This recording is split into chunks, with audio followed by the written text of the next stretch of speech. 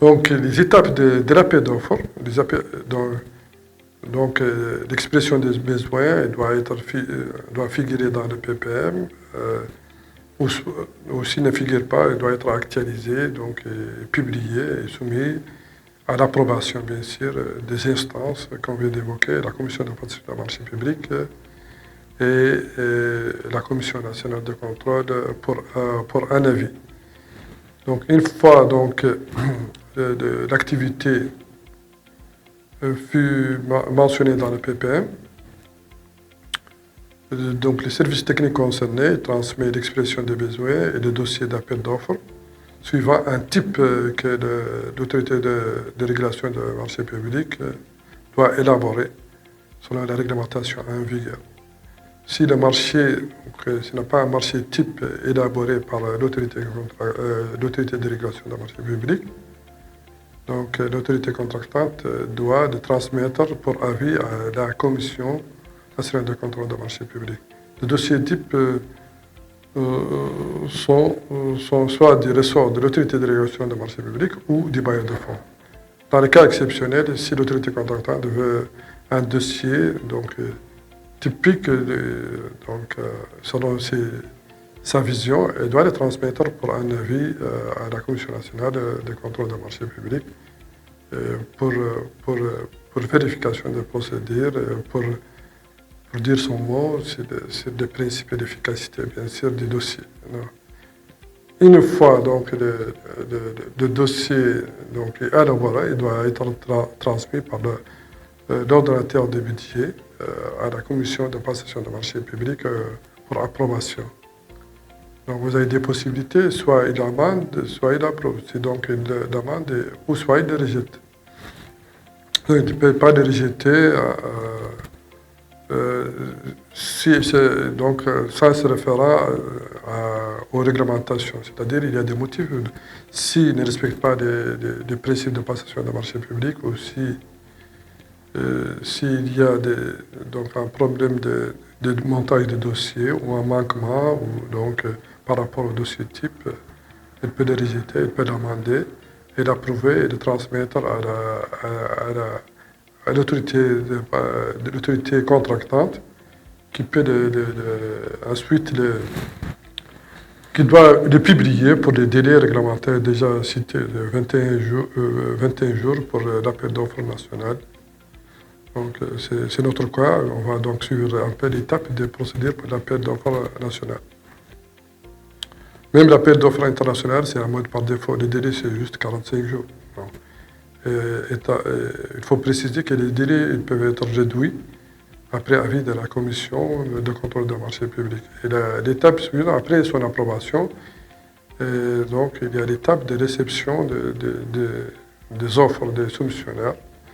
Et les soumissionnaires doivent respecter les délais de dépôt des offres qui est mentionné dans l'avis d'appel d'offres et dans le dossier d'appel d'offres. Donc, il ne doit pas y avoir une contradiction entre l'avis d'appel d'offres et le dossier d'appel d'offres selon la réglementation. Le délai de dépôt des offres ne doit pas être contraire à ce qui est mentionné dans les données particulières d'appel d'offres général. Et l'appel d'offres est composé généralement de deux parties. Une partie, donc instruction au candidat, il y a des règles d'évaluation, des formulaires à remplir, et des documents à remplir. Et la deuxième partie, c'est la partie marché. Donc, il doit être connu à l'avance, puisque c'est un marché non négociable. Les clauses sont déjà connues. Donc, après l'attribution, il doit être juste attribué avec une mise au point légère, c'est-à-dire qui peut toucher un peu le compte bancaire de l'attributaire ou non. Donc, après l'approbation, de réception des offres, la commission de passation de marché public et l'autorité contractante va désigner une commission. Ils ont un délai de 10 jours ouvrables à partir d'ouverture de pli. Donc, 10 jours ouvrables, on désigne la commission, la majorité de la commission. Donc, il ne doit pas dépasser en tout cas 7, c'est un nombre impair.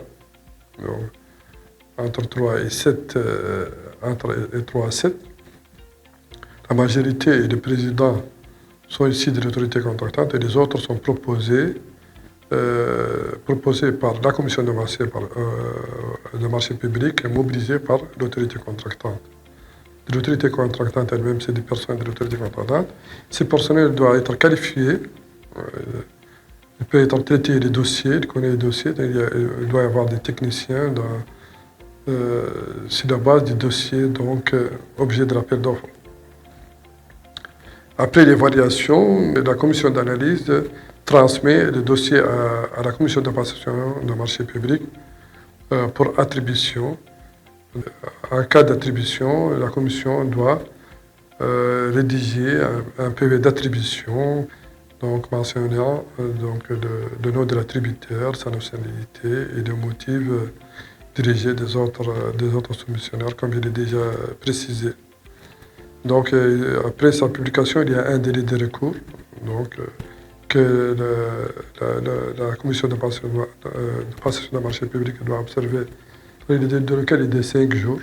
Donc, en plus, la commission doit attendre 2 jours avant de procéder à la signature d'un marché public. Donc, les soumissionnaires lésés peuvent demander un recours, soit un recours auprès de l'autorité contractante, ou soit un recours auprès de l'autorité de régulation des marchés publics. S'il n'y a pas un recours, donc, on procède à l'étape suivante, c'est l'approbation des marchés publics. Donc, la commission d'approbation des marchés publics et l'autorité contractante doivent veiller à la transmission du dossier approuvé au ministère de la tutelle. Mais l'approbation des marchés va passer par l'autorité contractante et doit le transmettre à la commission de passation des marchés publics pour l'approuver. Donc, elle ne peut pas les refuser, sauf s'il n'y a pas une disponibilité de crédit. Une fois approuvé par la commission de passation des marchés publics, le dossier sera transmis par l'autorité contractante au ministère de la tutelle pour approbation.